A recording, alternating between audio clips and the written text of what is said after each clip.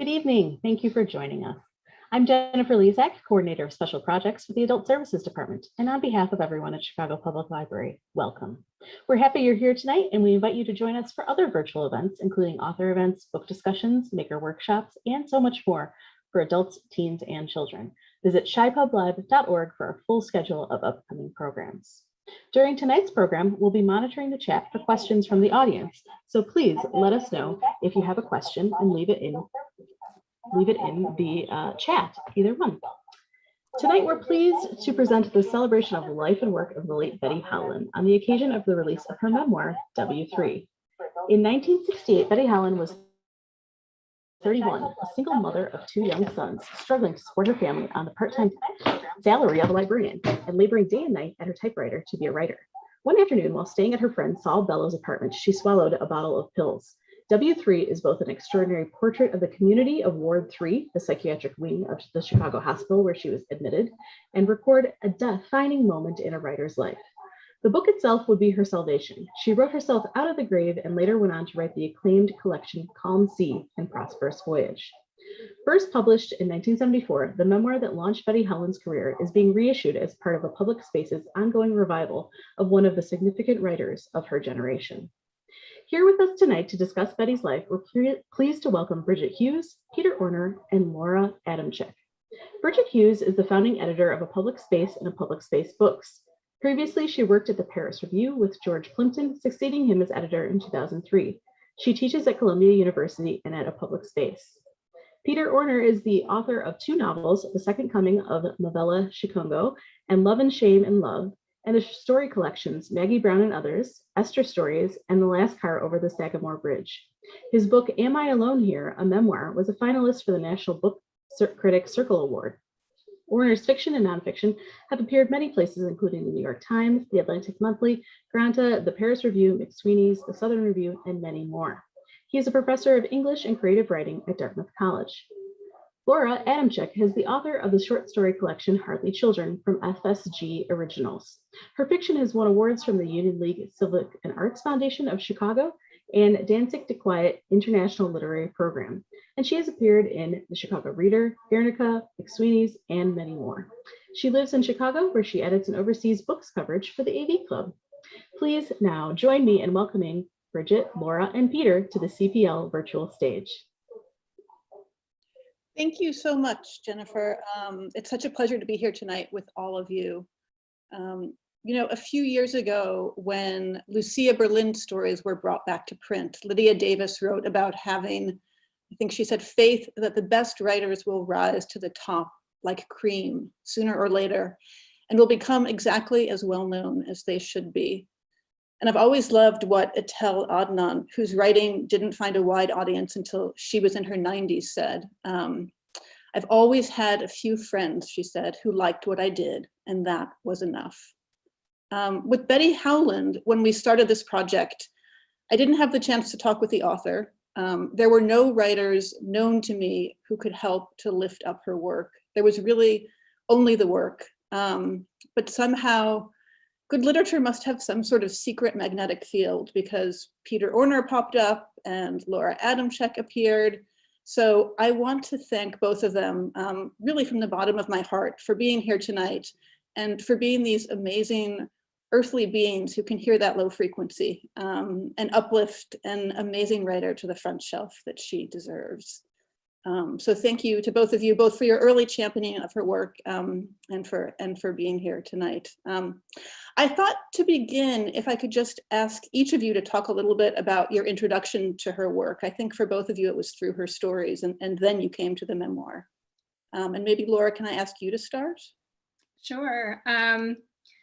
Well, as Jennifer said in her introduction, I oversee books coverage at the AV Club, and I got the book just kind of like how I get most books, unsolicited, in the mail. I got the galley, but there was just like a number of pieces that interested me. Just, you know, I'm a big fan of A Public Space. I think that even the marketing materials mentioned Lucia Berlin, and I'm a big fan of hers, and she's a Chicago writer. So I was just like, all of these things kind of coalesced. So I was like, well, I'm gonna check this out. And then, of course, like that just kind of got me to the first page. But you know, Bette Howland's work keeps you reading in that way. I mean, her voice, I think we'll probably end up talking about that a little bit more. But yeah, it was just kind of the regular ways that I get so many books, but this is one that just kind of kept me reading it all the way. And Peter? Fairly similar. I think Bridget, I think you in Public Space sent me the book, and I immediately, like Laura, I think from the first page, was just kind of thunderstruck, actually, and partly because I thought I knew, and I think many Chicagoans probably feel this way, that we thought we knew all the Chicago writers, right? And we don't. And this was a very important message to learn, is that, you know, that so many writers slip through the cracks for all kinds of complicated reasons. And, you know, especially for me as being Jewish from Chicago, I really thought I had that territory covered. I thought I knew. And Bette Howland is speaking, you know, working class Jews from the West Side and the South Side and the North Side. I just, you know, I immediately fell in love with the work, and the voice, as Laura said, is what, you know, is what pulls you in from the minute to start. Just to give everyone in the audience, I'm sure some of them are familiar with the work. For some of you, it might be this might be an introduction to her work. If each of you could just read sort of a passage, kind of a favorite passage from W3 to give us a sense of that voice, and talk a little bit about what you notice in it. Peter, do you want to go first this time? This is so tough, and I have so many places where I could read. So I was like, do I go funny? Do I go heartbreaking? I think to start, I'll go heartbreaking, right? Just to kind of set the stage, especially if people haven't read it. This is fairly early in the book. Well, 65 pages in, so not so early. But you know, I think people might know, and we'll talk about this. But you know, this is about a woman who has tried to commit suicide and is in a psychiatric ward on the South Side, and she's a mother of two. And this is a scene where the children appear briefly in the book, but it was certainly more than enough because it was such a powerful scene. So my window overlooked the emergency room.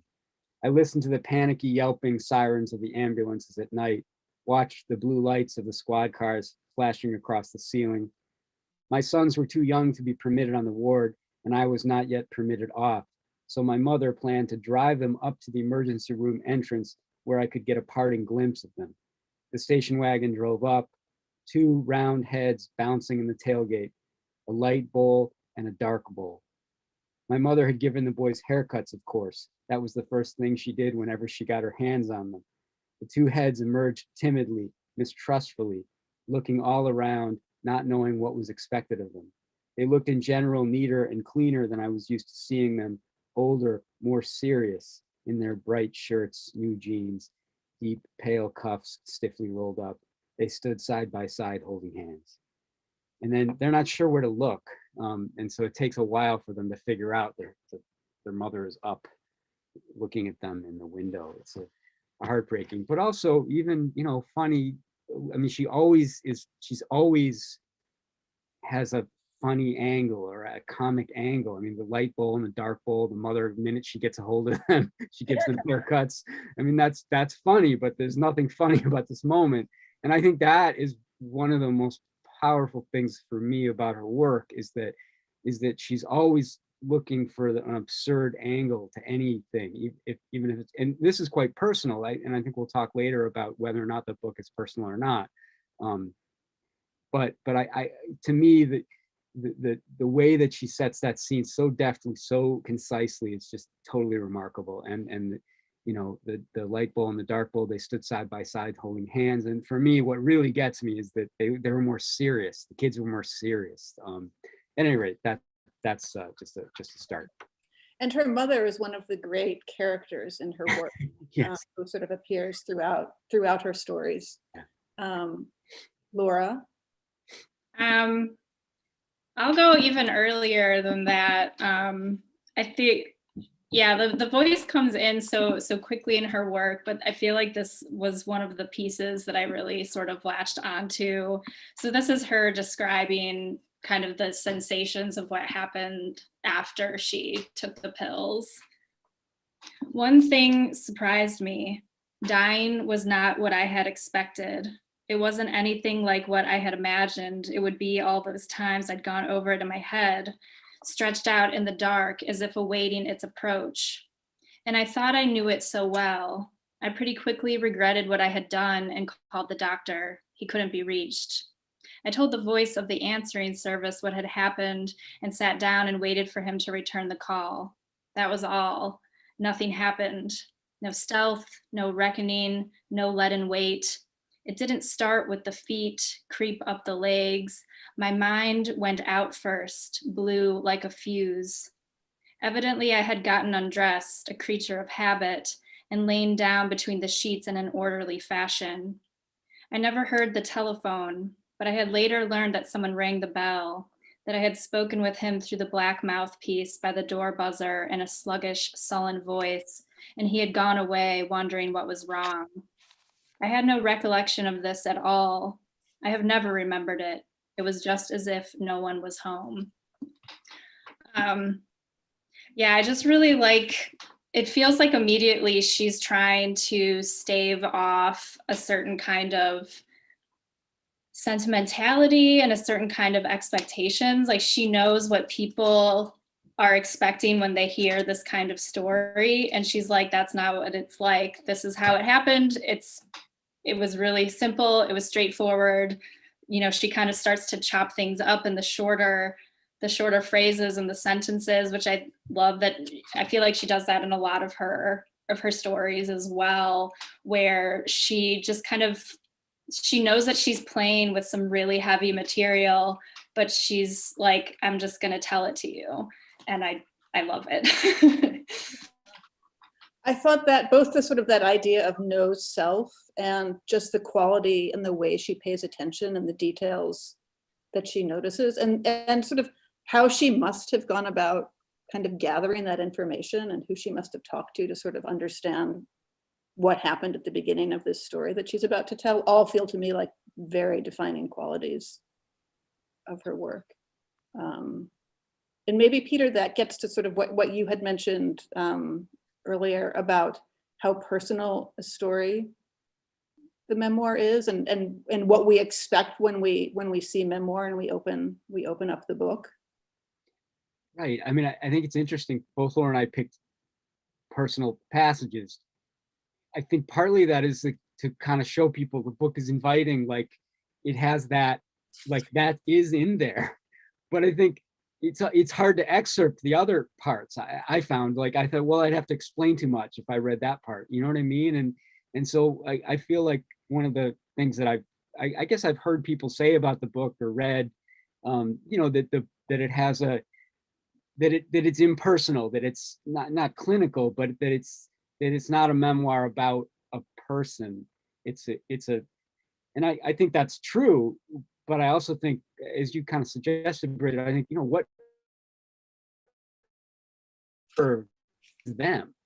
And so the book is this remarkable observation after observation after observation that make up a person. Like, I feel like I mean, she's a mystery to me, but I also know her kind of intimately. And I think that's the strange tug of the book. But I feel like what she notices on the ward day after day, and again, the humorous stuff and you know, and the cruel stuff, and the beyond that, the horror, all of it is sort of told in a fairly measured voice, while at the same time, I think, poking fun at herself and poking fun at other people, the doctors. But I feel like the fact that it's quite personal, even if it isn't about her. If that makes any sense. Did you find that too, Laura? Absolutely. I think kind of like in our pre-discussion, we were talking about like her supreme observational abilities. And I sort of think of it like as being at a party, and there are people who are going to be in the center of the room who are telling jokes and making a lot of noise and kind of holding court. And then there's going to be the person who's on the edge of the room watching everybody and kind of making some remarks, and they'll be funny and sometimes surprisingly poignant. But she's one of those people who's on the edge of the room, and even if they're not talking so directly about themselves all the time, you learn so much about them by what they observe and how they choose to depict it.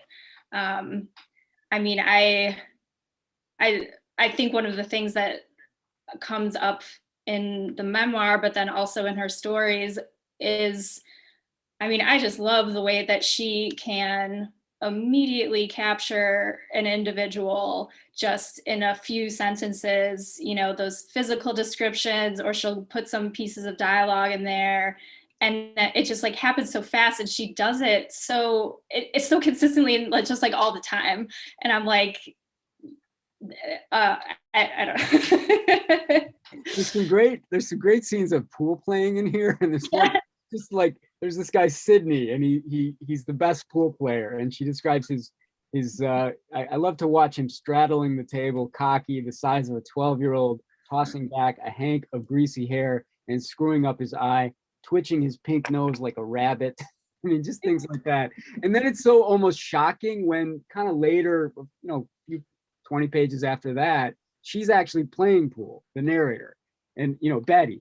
And it's, you know, so she does pop in weird ways. Like, she leaves the corner of the party and gets into it and pulls back, and sometimes she'll say things. So she's there. And I found that was so just wonderfully effective to have her kind of not be there, but be able to break into the scene. I thought she does that. Yes, break it. That's a perfect way of putting it. I keep thinking of that. It's a sentence that she says, I think it's in the story Blue in Chicago, when she's on the city bus and she talks about, she's taking the bus to school, and she talks about always bringing her books with her, but she never reads them, never studies, because she feels there's something immoral, because inattentive about not paying attention, and the sort of the question that drives her of the pay attention to what.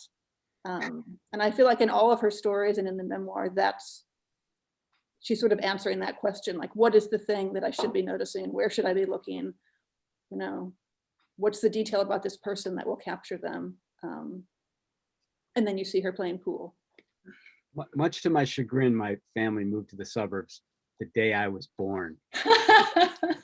But whenever we went in the city, and even now, my mother always says, look around, we're in the city, look around, we're in the city. That was always the thing. So I remember that moment in Chicago and immediately thought of my own mom. Yeah.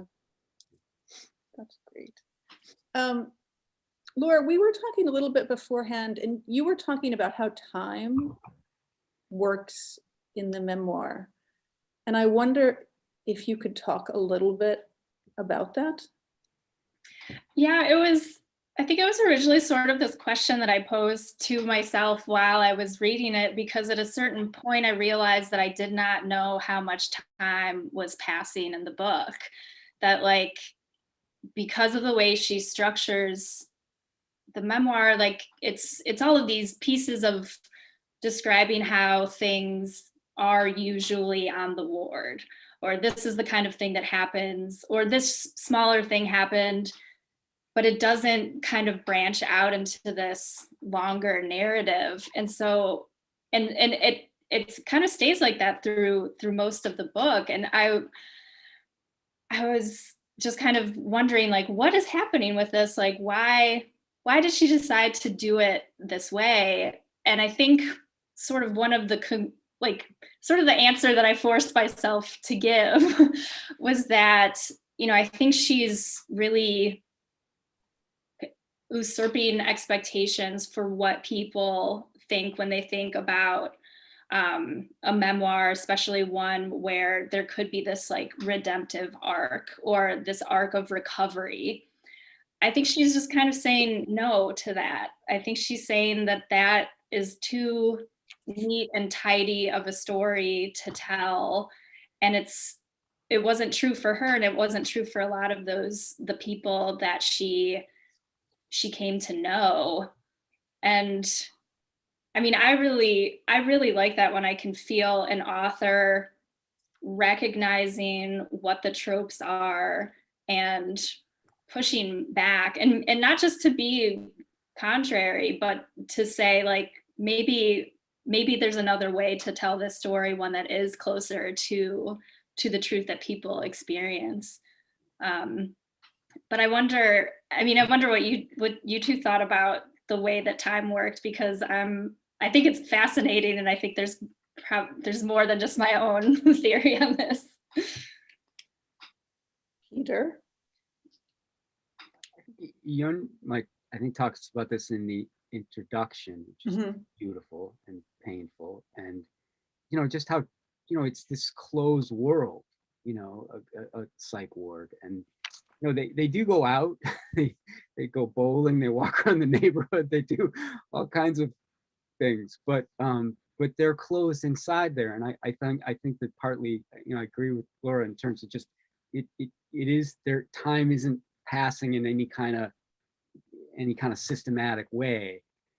That feels right to me in terms of just when you're sort of your whole, there's no privacy there.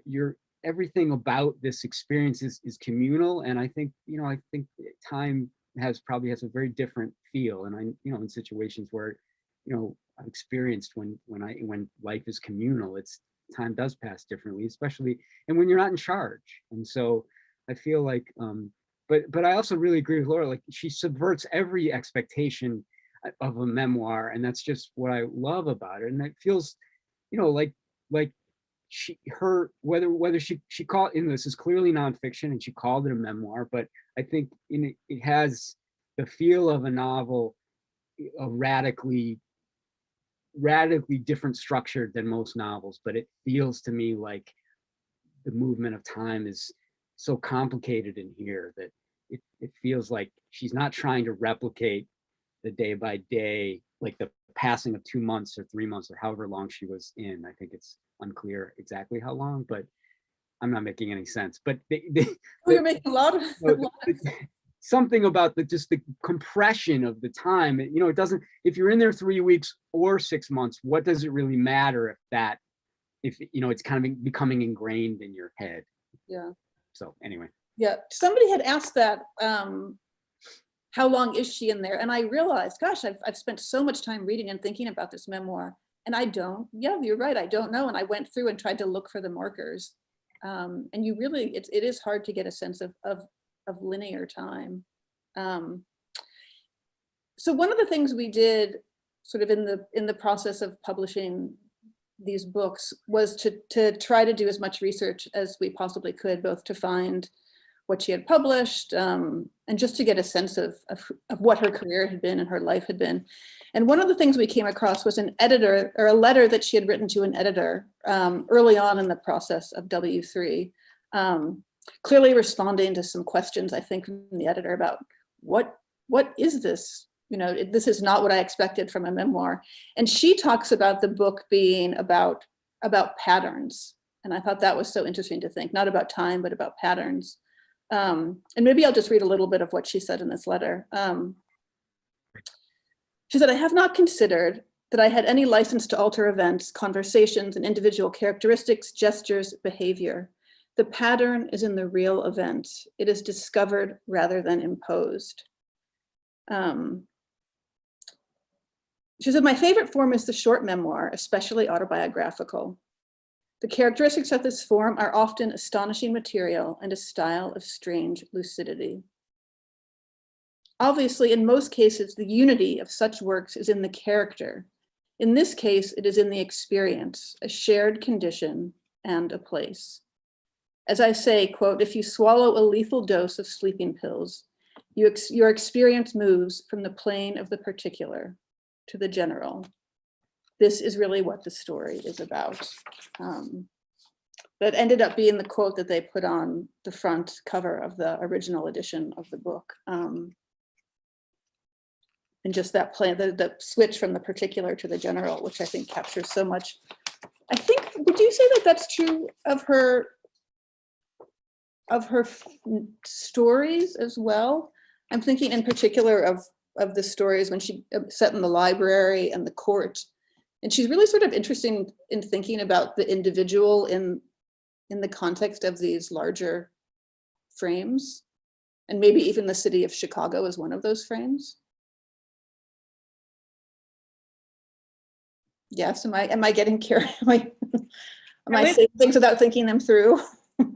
This was something else I noticed in the book, though I don't know if I was able to arrive at anything that feels more concrete, because yeah, I like what she says about, the patterns become the important piece, because that's, reflected in the structure of the book and what happens on the ward, what is the usual thing.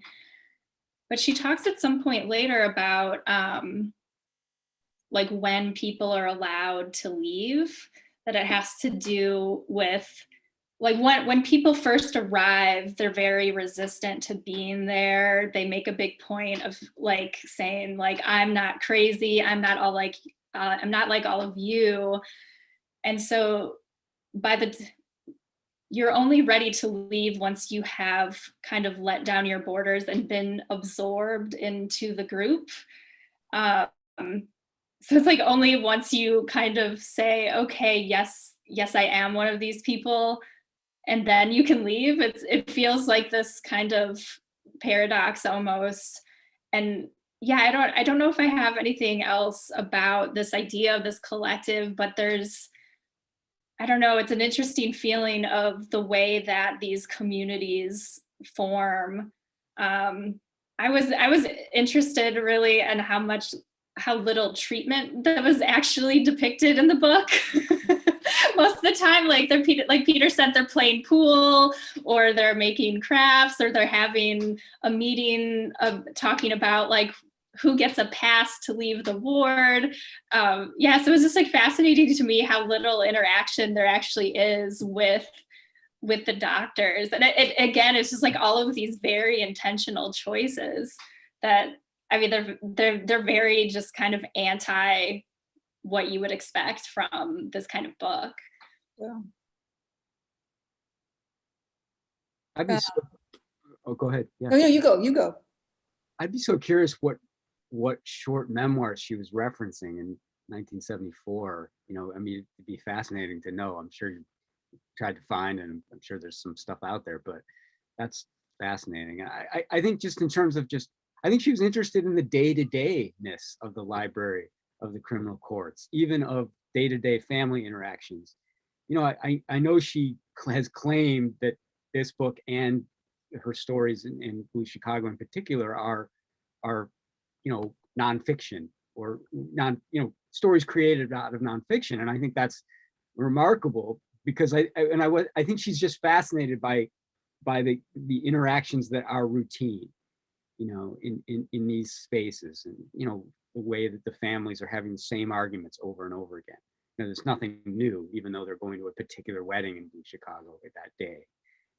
And there's something about what I was most interested just rereading is the meetings they have, like Laura mentioned. They're again, the comedy in the book, especially on like a reread, struck me even more. But they have everyone has these jobs, and they actually don't want the jobs. They campaign against being elected to have the jobs. It's just, they're like, that's what is memorable. Like Laura says, like the doctors come and go, and they really have no impact on what's going on. And there's a particular passage on page 88 that I think really kind of struck me. And it's about it's a teaching hospital. They're associated with University of Chicago, and they have these cavalry of young, residents, or not. They're not residents. They're second year of medical students who are part of their training is they go to a psych ward, then they go to I don't know, the next thing, a heart doctor or whatever, and they are asked to speak to these doctors, be interviewed by them. And she says on page 88, it's not strictly accurate to say that these interviews were of no use to us, because basically she says that, you know, they tell their stories to these doctors who don't care necessarily and aren't really helping. But then she says this, because you would have to tell your story yet once more all over again. So it is useless. And yet, she says, in each retelling, each repetition hastened the time when you would get tired of it, bored with it, done with it, let go of it, drop it forever, and could soar away and be free. It's like even before we get to the end of the book, we have some clue of how she's going to get out of this. And it has to do with actually telling the story, even to people who may not be helpful or even all that interested. I found that just, you know, very telling, I guess. Yeah. Oh, go ahead. I was just gonna say, and telling the story, the same story over and over again, like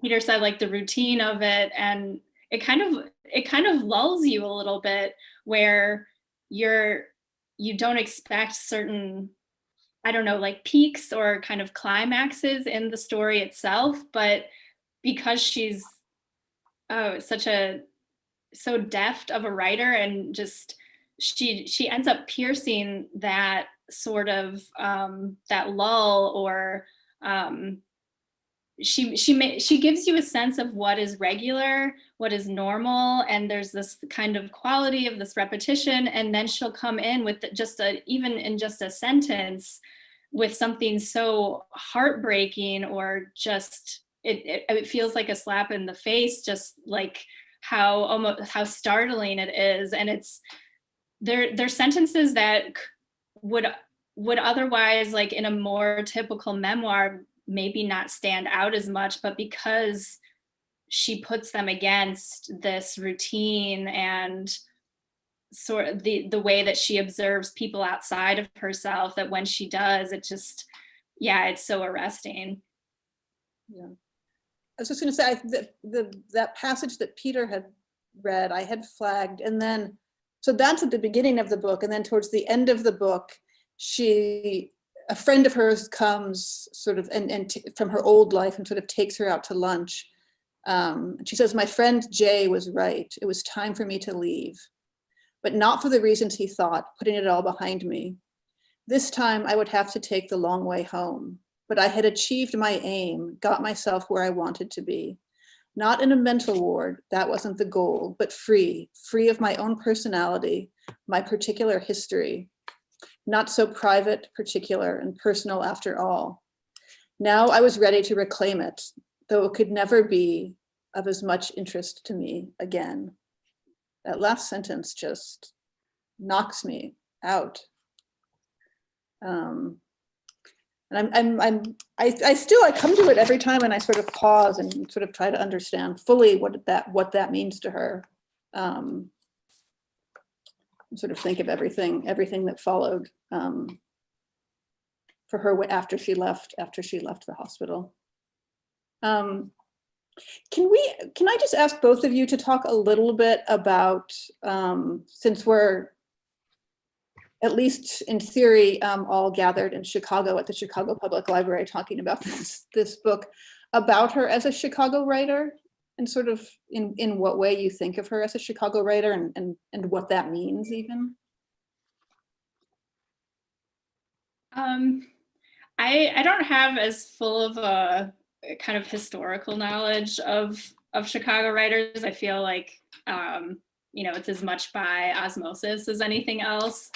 But I think one of the things that sticks out in both the memoir and in her stories is, she does have this eye for the working class, for, people who are down on their luck and are never gonna get any luck.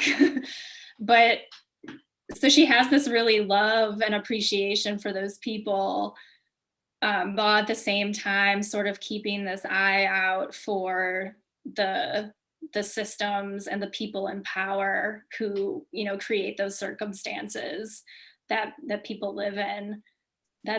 I feel like that's like the most kind of succinct way that I can put it. Yeah.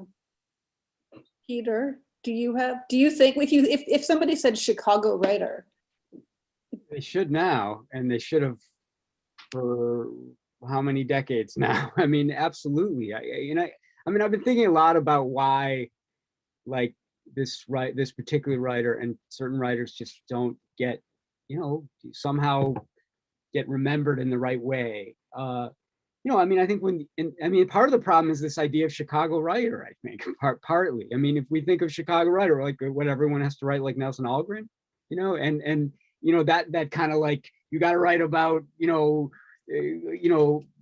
Polish bars in on Damon, so I feel like, I wonder at the time in 74 if she was really considered. I mean, there's that interview which you pointed me to, Bridget, of the Studs Terkel, beautiful radio interview that she does. So Studs Terkel knew damn well that she was a Chicago writer, and it somehow, it didn't take hold, even though she got great reviews. And so I think it was a man's club in at that time, and I just think, for whatever reason, even though Blue in Chicago, I mean, is the most Chicago-y book, like, I think I've read.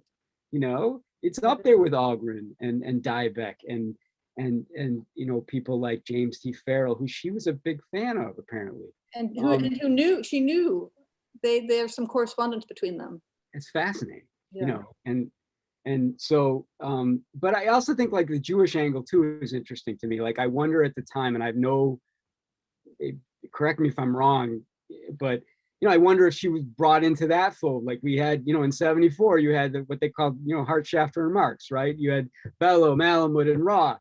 Where was Bette Howland going to fit into that? Even though she was writing, certainly as well, if not better, than these people. So it's just interesting to see how writers, don't kind of get their niche at the time. But she's certainly a Chicago writer. And I would just, my last thought on this is that W3 is a remarkable Chicago book, and I would argue that it'd be hard pressed to find a lot of books about Chicago where such a diverse population of Chicago is all in the same book, right? Yeah. White, black, affluent. You got college professors like Bette Howland and this guy Maurice, and you've got a fairly large significant of poor folks in this book, and they're all together. And that is a place of Chicago, as we all know, is fairly separated and segmented. And I feel like this book breaks that down in ways that I think are really significant. I'm so glad you mentioned that, because that is a sort of a hugely important feature of this book, that I don't think has maybe had as much attention as it should for the role it plays in the book, and her interests, I think, overall as a writer, and sort of looking at the city. I think it if you look at the stories, she's up to that too. I mean, she, in 22nd in California, she's doing a fairly similar thing, even though I think it's structured, it's a tighter story. It's not a drawn out. Yeah. But that's a story where she's very much, this is when she's the outsider who goes to the court to sort of, to notice what happens there. And here she's both the participant and the observer. I think an early review described her as a poet anthropologist in W3. Jennifer, is this maybe a moment to ask the audience if they have questions?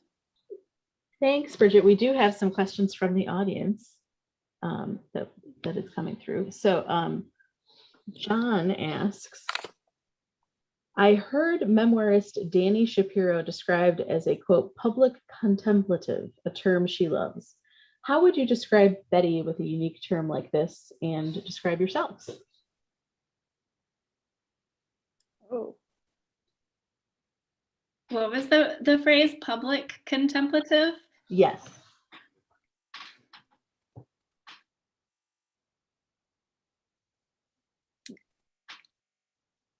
I feel like if I had to change one word, I think I would change public to local. I think just given what we were talking about just now with the way that she very much is a Chicago writer, but she really anchors things in a place and time. Yeah. I That's think great. that phrase poet anthropologist, I would say in lieu of public contemplative. I love poet anthropologist. That's great. That's a great phrase. We have another question. Joe asks, she sounds truly like what Bellow called a first-class noticer. Can you talk a bit about Bellow's influence on her, if any? Sure, I can talk a little bit just about the biographical aspects, and then maybe Peter and Laura have thoughts sort of in terms of if you see resonances in the writing itself. Bette Howland first met Saul Bellow, I believe, in 1961 at a writing conference in New York City on Staten Island, of all places, and they stayed in touch for the rest of his life. And when I first came across Bette Howland's work, it was in part a blurb from Saul Bellow on the inside the book that drew my interest. And then in the course of researching her work,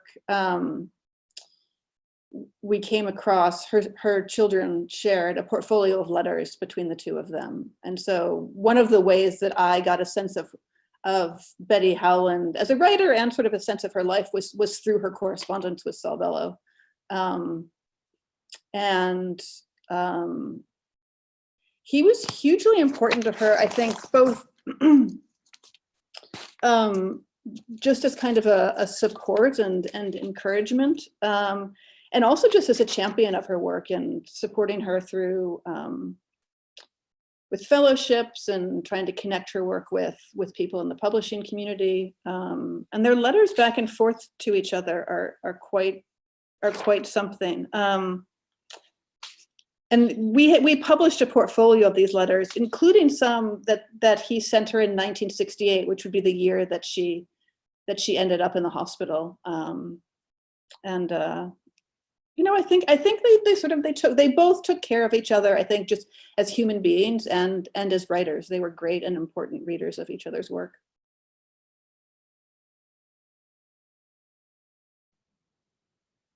And I don't know, Peter and Laura, if you sort of read their sentences side by side, if you notice anything or. I guess I would jump in and say that, Bellow, we could talk about Bellow in all kinds of ways, including very negative ways, right? But it seems like that they brought out good things in each other. It seems like there seems to be a pretty complicated backstory of those two. Yeah.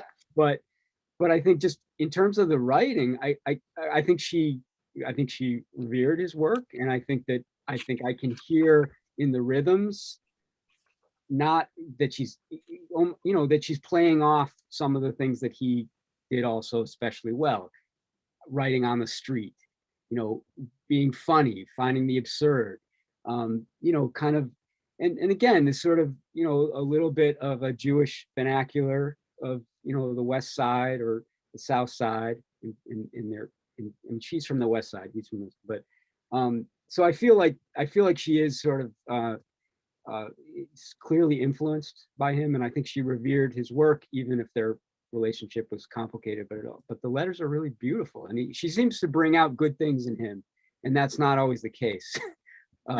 Yeah. It seems that most people brought out the worst in him. I have his letters right here. I mean, he's a bastard, right? And I love the guy. I wouldn't do what I do without him. But I feel like now with her, I think it helps his legacy in a way. Bette Howland now being as he wanted. I mean, I think by all accounts, he was very supportive. Yeah. In his way. Could he have done more, Bridget? Well, I mean, one never knows, but I do think he did a tremendous amount. Just from the letters that you can see that he sent. There were all these sort of glimpses of sort of a rivalry when she has a certain success. He sort of wants her to remember. Right. Remember her place. I think the letters they wrote, I mean, the letters that they wrote to each other are in both directions, I think, are stunning. Yeah. Great. So we have another question that asks, just from the perspective of people interested in writing, what pitfalls do you think writers need to be aware of when they are writing memoirs, and also specifically when writing about mental illness?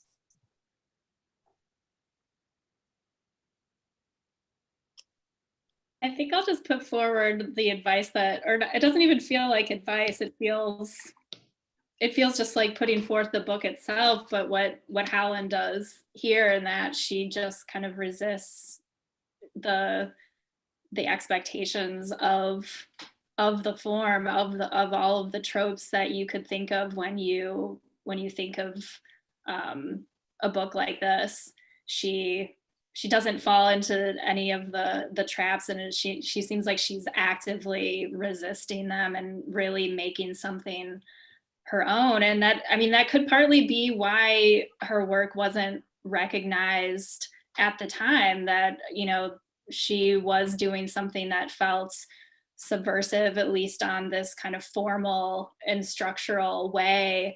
And, you know, when women writers were doing that kind of thing, they often didn't get recognized because it looked like they didn't know what they were doing. And they actually knew even more what they were doing, enough to say, I don't want to do it like everybody else. Yeah. This isn't specific to a memoir, but it's something that Bette Howland said in an interview that I've always thought is wonderful advice for a writer. So as Peter had said earlier, her stories, her work, sometimes they would be described as fiction, as a novel, as short stories, as an essay. People sort of responded to them in all sorts of ways. And the interviewer asked her what she thought about this. And she said, you know, they said, are these stories fiction or non? And she said, you're asking me the wrong question. You're asking me about invention. You should be asking me about imagination. Imagination is what matters. I think she goes on to say, imagination is the only way of experiencing life. And I think what she means is just that quality of paying attention and what you notice.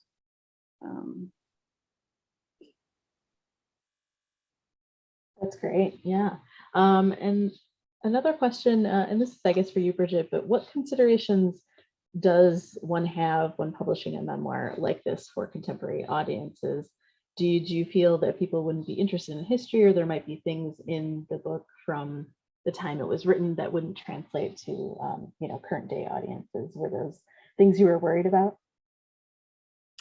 I guess I would say that I was struck.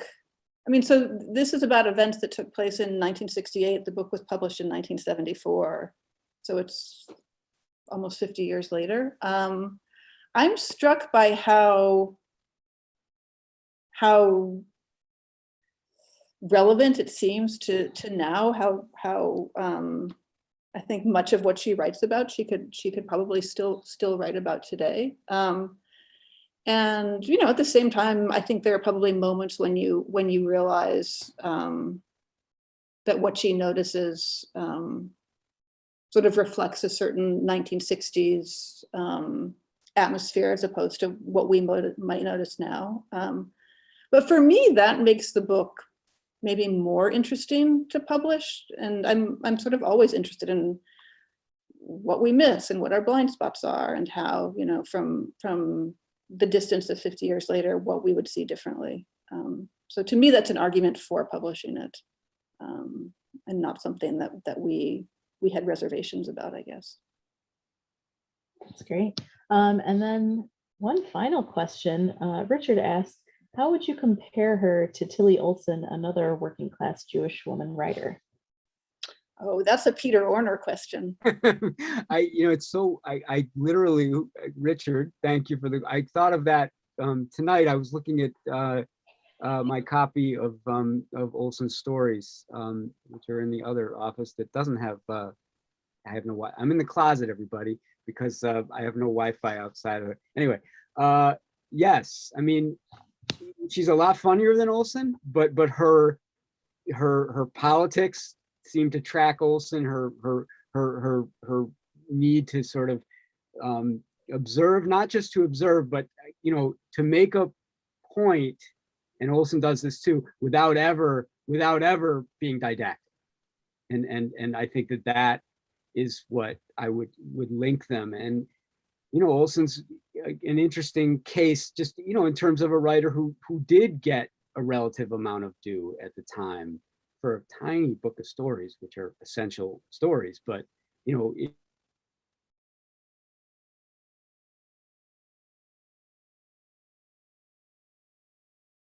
Sorry, it looks like we've lost Peter there for a second. Sorry about that. We made it almost to the end without losing somebody.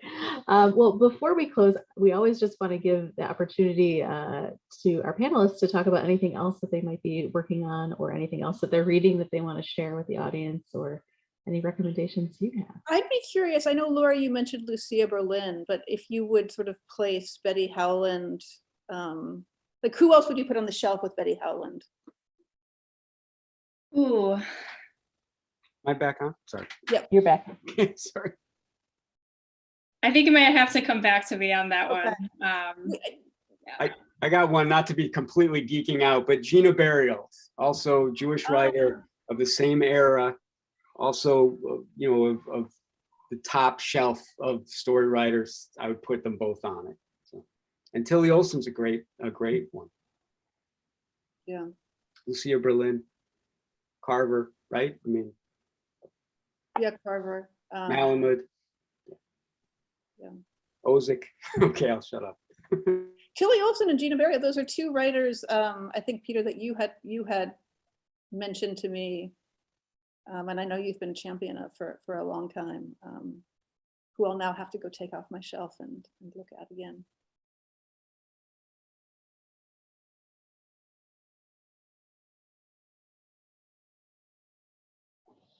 And anything else that Laura or Bridget you want to mention if you're working on currently, or want to share with reader recommendation?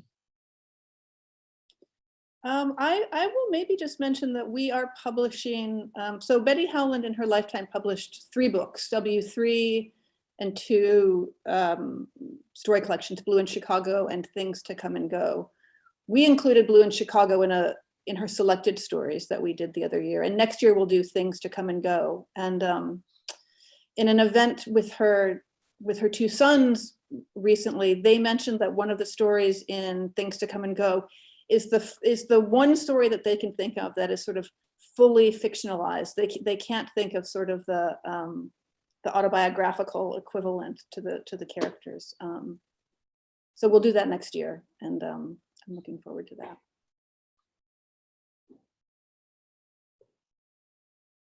Great. Well, that is all the time we have for tonight, but I want to thank again Bridget, Peter, and Laura for a wonderful conversation, and remind you that you can, of course, check out this book and other books from Bette Howland and anyone else you want at the Chicago Public Library, so do go visit your branch. Tonight's event was recorded and will be available for on-demand viewing on the CTL YouTube and Facebook channels, so tell a friend who missed it. Don't forget to check out our website for more information on upcoming events at chipublive.org. Thanks so much and have a good night, everyone.